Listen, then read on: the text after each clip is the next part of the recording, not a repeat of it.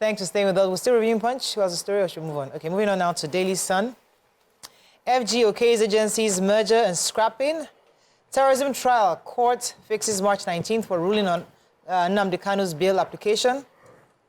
See yourselves as God's representatives on earth. CJN tells new Supreme Court justices. Hardship. Protests rock Lagos, Benin, Osun, and Plateau. Constitutional review. National Assembly to consider local government autonomy. Mayor for Abuja, others in 24 months. Nigeria can't work without Southeast, Shetima declares in Enugu. Your verbal inconsistencies embarrassing ex-minister chides Akpabio.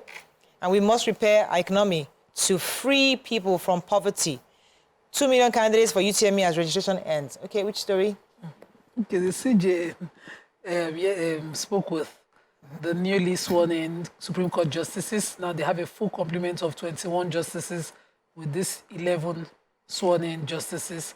And while he was speaking to them, he warned them to brace up to receive verbal assaults from dissatisfied litigants. He said, you must not therefore allow your ambition or any extraneous considerations to cloud your sense of judgment.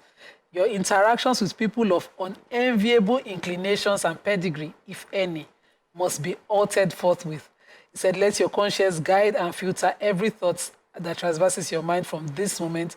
I do not doubt that you may have at one time or the other been confronted with some forms of criticism or verbal assaults by litigants who have lost their cases. I want to assure you that more of such will come your way, especially as you assume duties in the final court of the land, where appellants' expectations are often very high and infectious. I think the Chief Justice has not forgotten quickly what happened during the presidential judgments of the presidential elections, the final judgments, and how the lashing and all of that, because he's always referred to, you know, litigants and the verbal assaults that comes. But he warned them, he also asked them to see themselves that, he said, the only deity you can fear is the Almighty God. Once your judgment aligns with what God expects from you, and is also by the Constitution, you should consider yourself the happiest and freest person on earth. So, advise them. All right, so the Speaker of the House of Representatives, Tajuddin Abbas, has said the Parliament would emphasize inclusivity, transparency, as well as collaboration in the constitutional review. We've been talking about this thing for years. It's forever. But hopefully now they are taking it serious. Now that the Ronson report was implemented, hopefully this time around they are working according to the Speaker, said that the Parliament is working closely with the executive arm of government and all the various levels to ensure that everybody is carried along. More importantly, the process will be deeply rooted in engaging Nigerian people at all levels, even Nigerians in diaspora, religious institutions, pressure groups, and trade unions and ethno-religious organizations will all be invited to participate in this review. The intent to harness the inputs of all Nigerians of all levels across. And so it's important to reiterate that we are willing to accommodate more proposals to enhance our constitution and strengthen our democracy. In addition, we are with executive sponsors. So there is a constitutional review going on, hopefully to address issue of restructuring, state policing, allocation, the resource allocations, yes. all sorts of things that Nigeria is clamoring for. So when we see, any those things, requirement for the Orosanoye's report should also be quickly worked on. So this is what we call posture, governmental posture. When you say your posture is moving forward, Nigerians will realign and, you know... even if it is a painful one. Yes. Anyway, let's talk about you, House of Rep to Senate. The former Minister for Land, Housing, Urban Development, Chief Nduse SCN, has accused the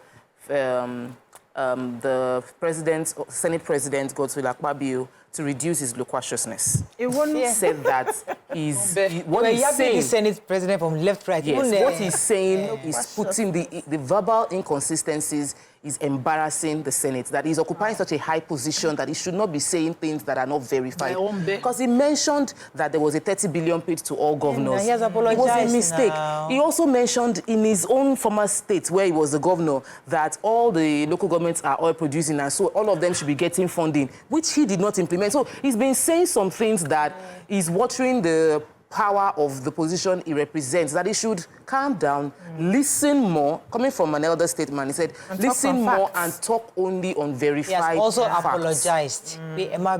One too many. It was a slip of president.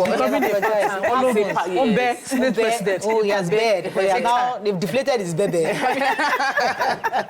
So I have a story. Nigeria's Vice President Alhaji Shettima has said that the Southeast remains a critical aspect of Bola Ahmed Tinubu's administration and that the hope of the nation rests on Ndigbo.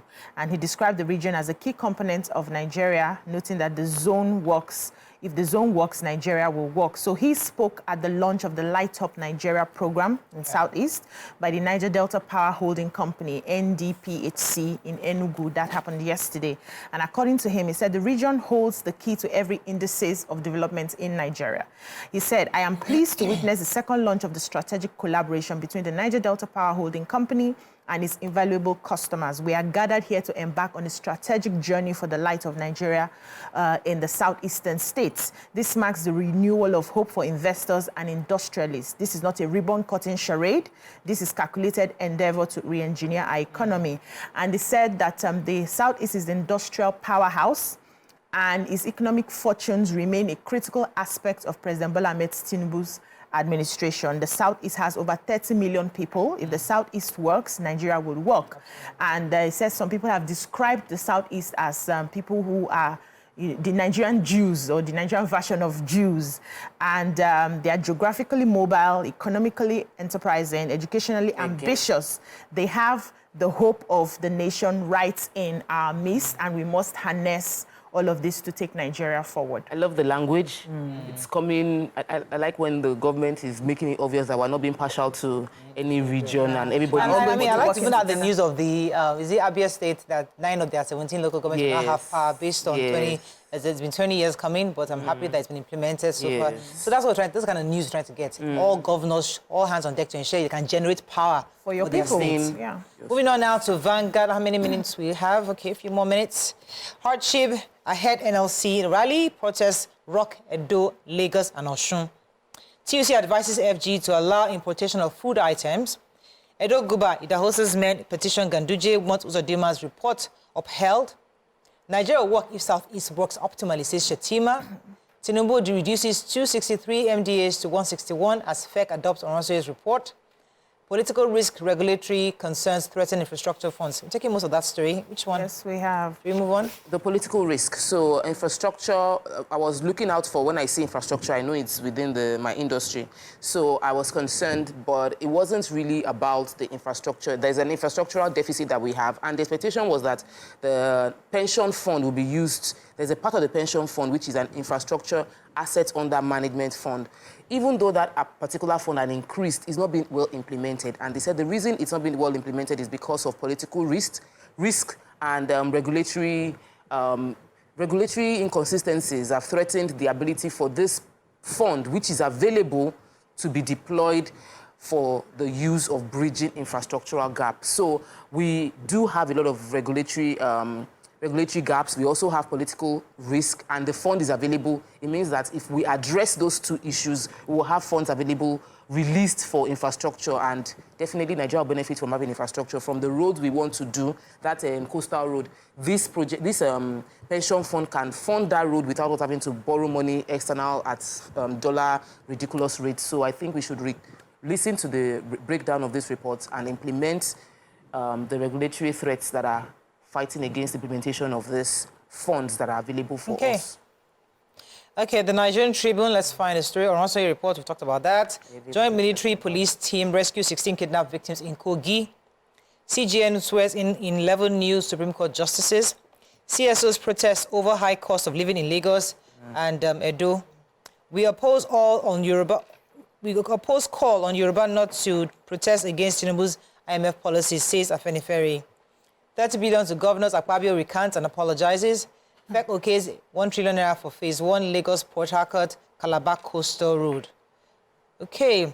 So the Kogi State Joint Police and Military Team have rescued 16 kidnapped victims of the state. According to the state's police public relations officer, William Aya, He said that 11 passengers were kidnapped on the Peace Mass Transit and 5 others were on a Sienna bus, and they were all rescued when the police swung into action and rescued them from the bush on earth. And he's also asking that, residents continue to partner with him. But the twist for me was that they are still, on the search of the suspect. Efforts are ongoing to apprehend the suspect.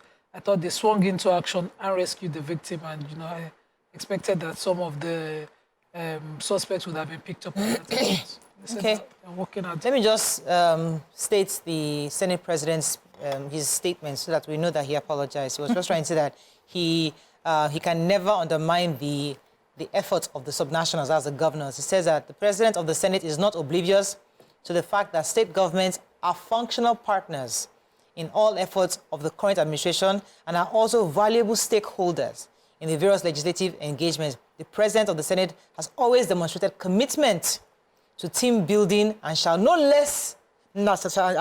do less in circumstances.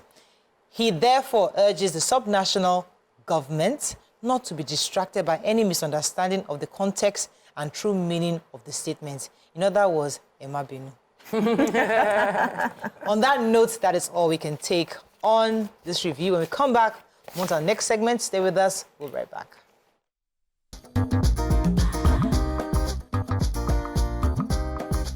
Stay tuned. Your View will be right back.